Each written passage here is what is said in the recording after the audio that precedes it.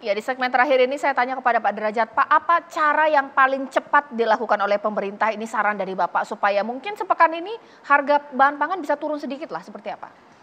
Ya, kalau cara paling cepat secara teori nggak ada, tapi secara politik operasi pasar Oke. besar-besaran.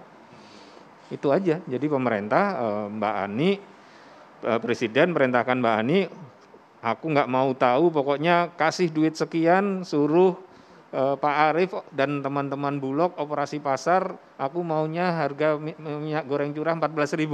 Nek aku krungu ada lagi sampai 20.000 tak pecat kabeh. Nah, itu kalau mau cara cepet cuman itu doang ya. Tapi kita nggak pernah bisa berhasil menghadapi gelombang pasar. Harga di luar itu memang naik ya. Harga di luar memang naik gara-gara perang, gara-gara climate change ya, di India. India itu produsen gula dan gandum yang sangat besar di dunia. Dia hentikan ya.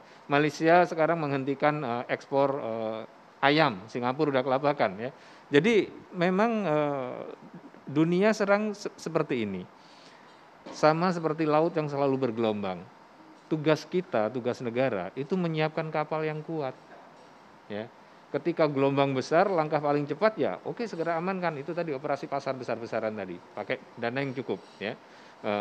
Tapi kita nggak bisa hanya mengandalkan operasi pasar, karena nanti mungkin 2 bulan lagi akan terjadi lagi. Nah, karena itu kita harus bangun ekosistem yang tadi saya sampaikan ya. Dan saya ingin menghimbau kepada Presiden ya, maupun siapa saja yang bertanggung jawab di bidang pangan ini.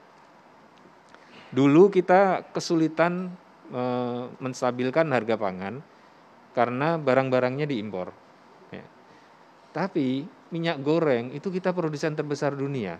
Itu pun kita nggak berhasil menstabilkan. Karena apa? Ya karena tadi, ekosistem tadi.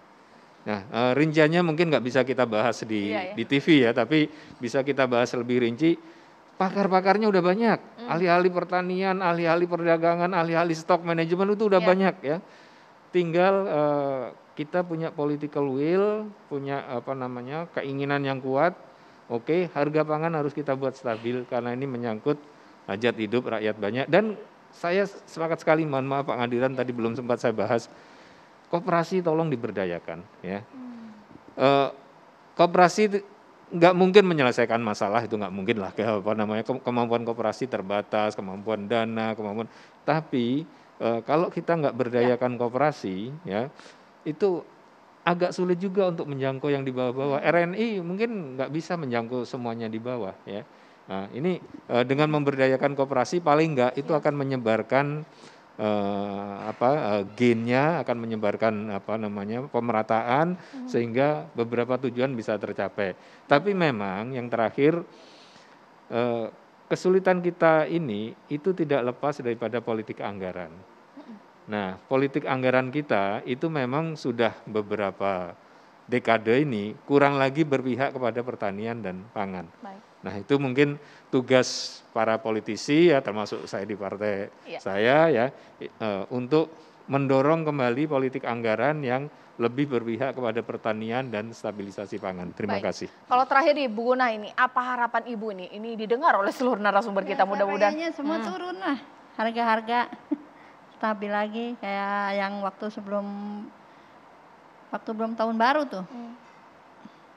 Udah semenjak tahun baru aja tuh, sekarang turun sebentar, sekarang malah tambah. Kalau harga nggak turun juga dalam waktu sepekan 2 pekan ini, apa yang terjadi Pak sama keluarga Ibu? Nggak tahu juga. Oke, baik. Datang aja ke Pak Arief Bu, minta dibantu. Pak Arief, ibarat ombak nih sedang tinggi-tingginya, jangan sampai Bu Guna dan ibu-ibu lainnya tenggelam ini Pak. Apa yang dilakukan oleh pemerintah cara paling cepat? Tadi disampaikan Pak Derajat, itu memang penguatan stok ya. Jadi kalau kita mau intervensi mungkin seperti Bank Indonesia. Jadi mau intervensi harus punya stoknya. Sehingga saya habis ini mungkin akan duduk cari itu anggaran untuk penguatan stok. Kelihatan kok angkanya. Misalnya kebutuhan daging 1 tahun 700.000 ton, kemudian sebulan rata-rata 58.000 ton. Nggak sulit gitu ya. Kemudian sekarang udah jauh lebih baik karena ada SNANG ya, ada sistem. Arif, Kalau cari anggaran nanti di Kementerian Keuangan kesulitan, ngomong saya jegoki nanti. Enggak, insya Allah sudah intens dengan Bu Sri Mulyani, beberapa dirjen, ini kita intens untuk bahas itu. Dan memang ini harus dilakukan. Kemudian tadi stok ini memang mau kita kasih cadangkan berapa. Kalau mau cadangkan 3 bulan ya berarti 180.000 ton daging. Hari ini teman kita Bulog untuk 1 tahun udah dapat 100.000 ton untuk siapkan. Kemudian berdikari juga udah siapkan 20.000 ton. Artinya yang kemarin daging sapi harusnya disampaikan 200.000 nggak terjadi. Kenapa? Karena mobilisasi stok dari beberapa sentra produksi, kemudian stok frozen juga masuk dari India, dari Brazil. Jadi ini semua kombinasi.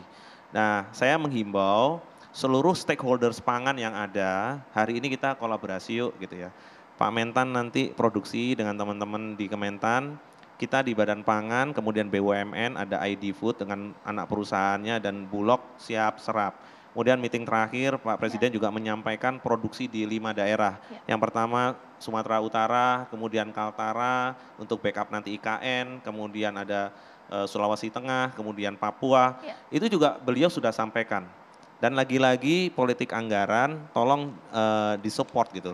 Kemudian harga ya, maaf kembali lagi, harga ini memang kita harus edukasi kepada masyarakat juga. Bahwa kalau biaya produksinya itu naik ya otomatis akan naik.